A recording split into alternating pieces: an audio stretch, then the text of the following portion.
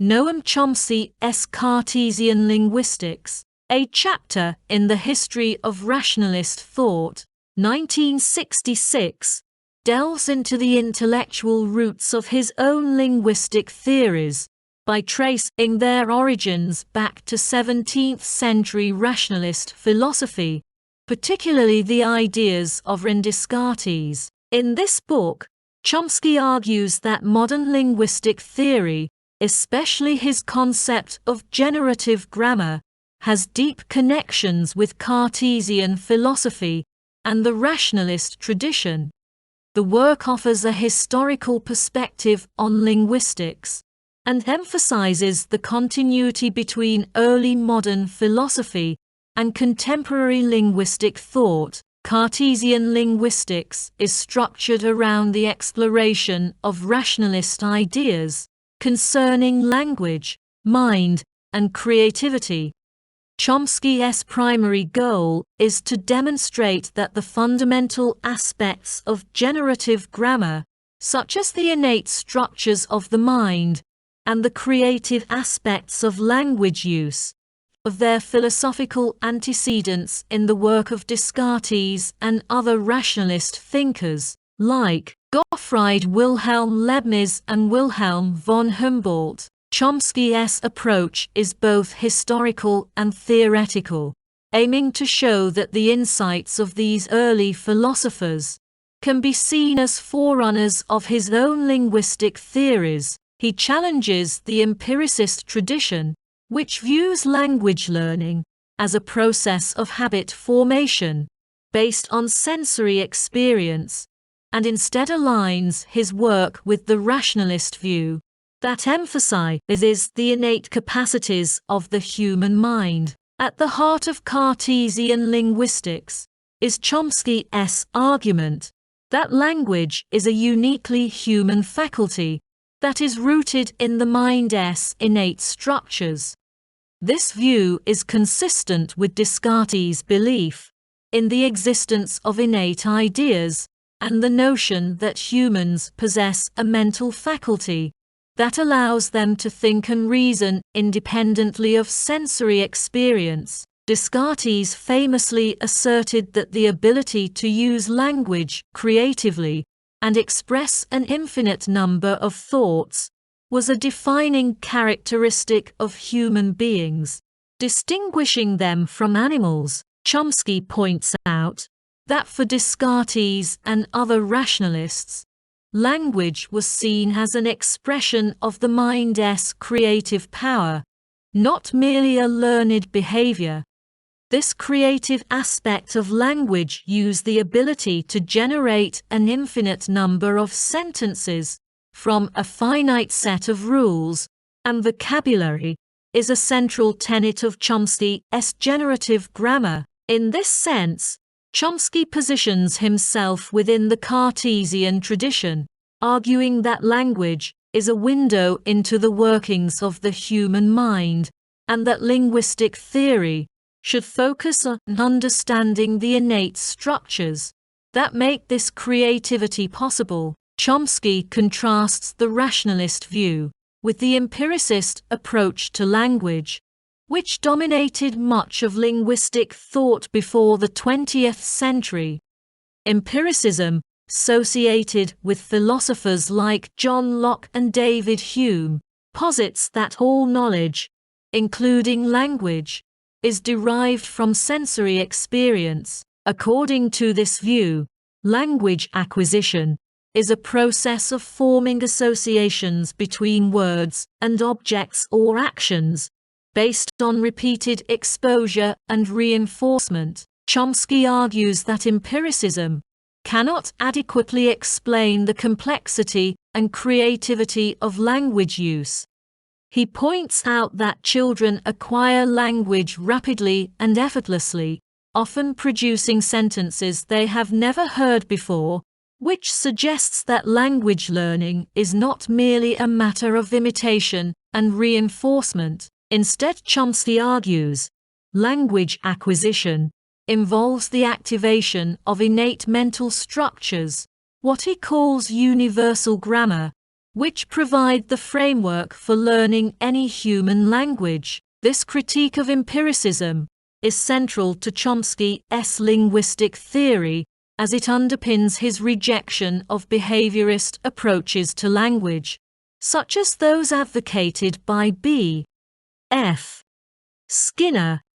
Chomsky's emphasis on the innate aspects of language aligns with the rationalist tradition and reinforces his argument that modern linguistic theory has its roots in Cartesian thought. One of the key ideas in Cartesian linguistics is the concept of universal grammar, which Chomsky describes as the set of innate principles and structures that underlie all human languages. He argues that this idea has a clear precedent in the rationalist tradition, where philosophers like Descartes and Leibniz speculated about the existence of a universal language or a common mental framework shared by all humans. Chomsky suggests that the idea of universal grammar is implicit in Descartes' view of language as a product of the mind's rational capacities. For Descartes, the ability to reason and use language creatively was not something learned through experience, but an innate characteristic of human nature. Similarly, Chomsky argues that universal grammar is not something that is taught or learned, but an inherent part of the human cognitive system, which allows individuals to acquire and use language. The notion of innateness is central to Chomsky's critique of empiricism and his defense of the rationalist approach. He contends that the rapid and uniform development of language in children across different cultures and linguistic environments can only be explained by positing an innate mental structure that guides language acquisition. This idea of an inborn linguistic capacity directly challenges the empiricist view that language is entirely learned through interaction with the environment. Another important theme in Cartesian linguistics is the emphasis on the creative aspect of language use, which Chomsky argues is a key insight of the Cartesian tradition. Descartes and his followers believed that the ability to use language to express an infinite variety of thoughts was a uniquely human trait that reflected the mind's creative potential. This creativity, according to Chomsky, cannot be accounted for by simple stimulus-response mechanisms or by the accumulation of linguistic habits through experience. Chomsky extends this idea of linguistic creativity to his concept of generative grammar, which posits that the human mind contains a set of rules or principles that can generate an unlimited number of sentences.